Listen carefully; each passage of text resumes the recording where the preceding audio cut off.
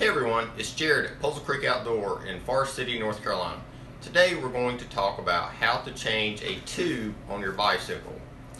Eventually, if you continue riding, you're going to have a flat, and nobody likes to make a phone call to get picked up if they don't know how to change a flat tube. So today we're going to show you how to change a tube. It's easy.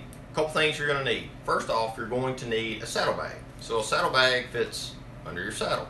And in your saddlebag, you're going to have the tools that you're going to need to change the tube. First off, you're going to have a tire lever. Secondly, you're going to have a spare tube. And last but not least, you are going to have a CO2 canister, and you're going to have a CO2 head. So the CO2 is what we will inflate the tire with once we change the tube out. You can use a hand pump, but CO2 is much faster. Okay, so the first step in changing a tube is obviously taking your wheel off so you can take your tire off. So you'll take your tool lever and you're going to hold the tire like this, and you're going to put the tool lever and pry the tire up. And then once you have it pried up, you're going to pull it like this, and then just run your tool lever all the way around the tire. Alright, now that the tire is open, you can then take the tube out. So we're going to grab this tube here.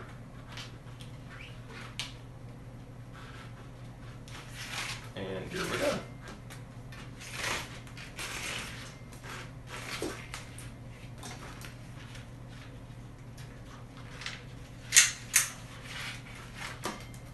Okay, now one thing that you might want to do, if you have spare CO2, you could pump this tube up a little bit and keep it the same way that it was in the tire, and then you can check and see where the puncture occurred, and then check the tire and see if you've got a piece of wire or a thorn or something in your tire, because nothing worse than replacing the tube only to see it pop again because there's something stuck in your tire.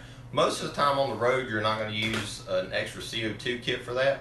So what I recommend there is take your fingers and run it along the inside of the tire, and just make sure that there's nothing still sticking within the tire.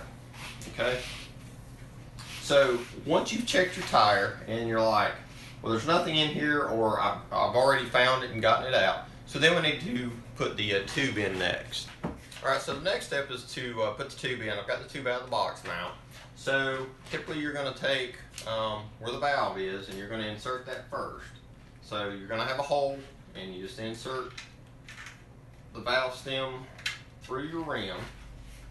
And then what you want to do is do not twist the tube. You want to just tuck it into the tire all the way around.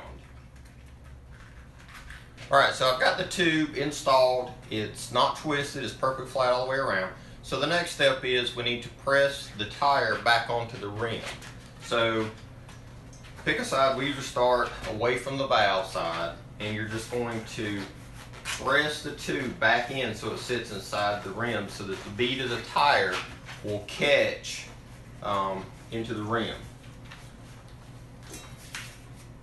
Be careful not to pinch your new tube, because you can catch it as you're doing this, and it will catch the it'll pinch the tube in between the tire and the rim, so then when you inflate it, boom, it pops again.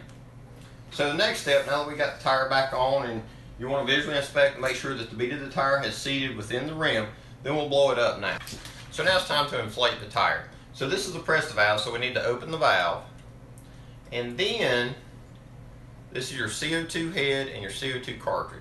So what happens is you thread this cartridge in, and once you thread it in so far, it will puncture the CO2 and will release it. Every valve is a little bit different, so what I recommend, this one actually has an on-off here that we can use, but to be safe, I always screw this on to the valve before I screw the cartridge all the way in, because in case my valve is open, I'm going to release all the CO2 into the air.